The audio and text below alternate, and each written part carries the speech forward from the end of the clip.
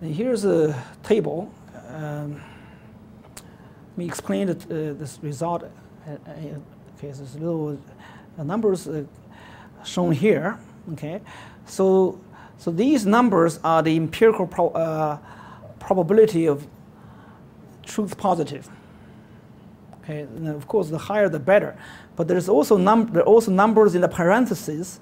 So these indicate the probability of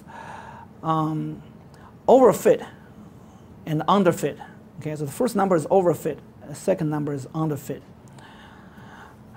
Now, from this table, you can see that the IF method performed consistently better than the GSA method.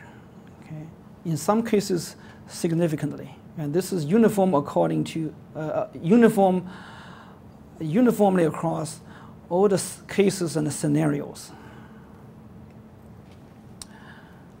Yeah, so that's what I just said.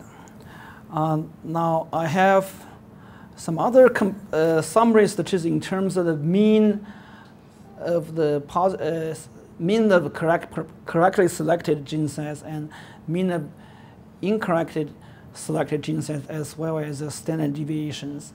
But I'd like to show you my final set of simulation results, which focus on this, a property we call signal consistency. Here's what I mean by signal consistency.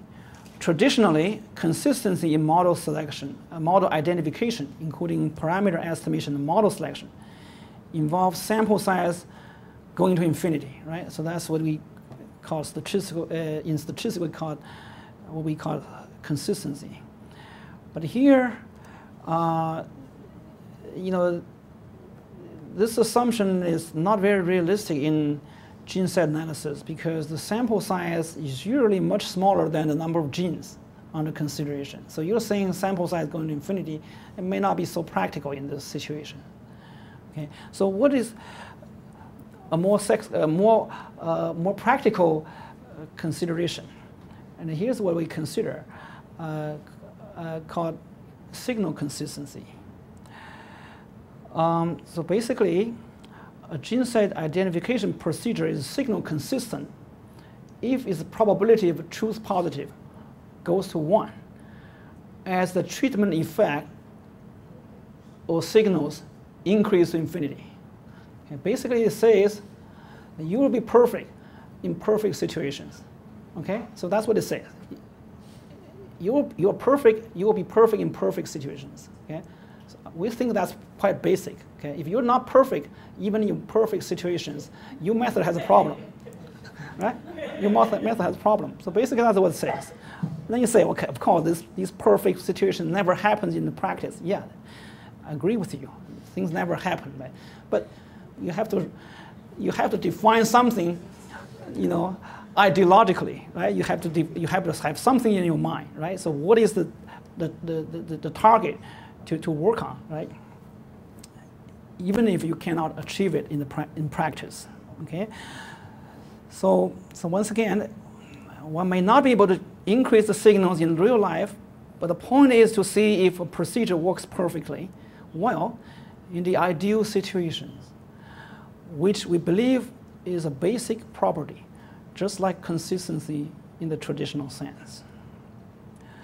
To investigate the signal consistency property of IF and GSA, we expand one of the scenarios, namely the last one, by increasing the treatment effects in 2 different ways. First, we increase the signals in a balanced manner. That is, the signal increase at the same pace for both gene sets. Okay, we consider a 2 gene set situation. We add signal to both gene sets and let the signals increase at the same pace for both gene sets. So this is what we call a balanced case. Next, we consider increasing the gene set in an unbalanced manner so that the pace is much faster for the first gene set than for the second one. So basically, here's what we do. Okay, we consider these numbers A, B, C, D that increase, that indicates what signal you add to part of the gene set. Okay, so A is the signal that adds to the first 10 genes of gene set 1. B is the signal that adds to the second 10 gene sets of gene set 1. C is the signal added to the first 10 genes of gene set 2, and D is the signal added to the last 10 genes of gene set 2. The case 1, okay, so let me show you the results. So here's what happens when the gene signals increase. So here's the comparisons of the probability of truth positive. Okay, so in the first 3 cases. Okay, case number 1 is the baseline, because this result is taken from that earlier paper, because that last case we considered. Okay, from that baseline we start to increase the signal. Here we increase the signal at the same pace. See, from 0.4 to 0.5, then from 0.5 to 1.0. Okay, simultaneously in the balanced pace. So then you can see the probability of truth positive increases in both cases. Okay. So that means both methods are signal consistent in this situation when you increase the signal in the balanced pace, in the balanced manner. So then start from here, we begin to increase the signal in an unbalanced manner. Okay, you can see the signal increases much faster, at a much faster pace for the first gene set than for the second gene set. Okay, so you see basically here increase to 0.5, increase a little bit, but then you stay there, you let the first one increase. Okay, so here's what happens. When you do that,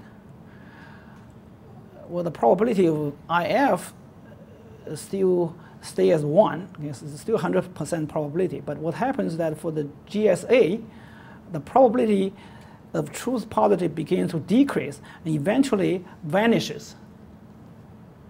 Okay, so you wonder why is there such a problem? Okay, you see, in the first case, everything seemed to be okay. Then all of a sudden, GSA seemed to have collapsed. The reason is that there's a problem with the restandardization. Okay, so why is this a problem? Let me explain intuitively using the last 1 minute or so. Okay, and just consider how you standardize your statistics. Right? Well, basically you subtract the mean and divide by standard deviations. Okay, now suppose among your data there's one guy that dominates, and it is so dominant, and once you subtract that guy from the mean, once you subtract that big guy, every difference becomes negative except 1. This can happen, right? You get let's say you have 10 numbers, the first 10 numbers are 1, the last one is a million. When you subtract, everybody gets negative except the last one, right? And then when you standardize this thing, most of them are negative, right? However, if you use the permutation at critical values, okay, usually your critical value for any reason under any reasonable FDR should be at least non-negative, right? So you're looking at a standardized statistics. The critical value, any reasonable critical value should be at least non-negative. But in your real data, all of them are negative except 1. So this means no matter, you can only identify one guy, because that's the only guy who is positive. The rest of them negative. Okay? No matter how much you increase the signal, as long as you're in this situation, there's only one guy that gives you a non-negative standardized statistic, and the rest of those are non-negative.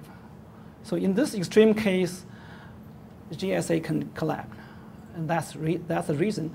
And the IF method does not have this problem. Thank you very much.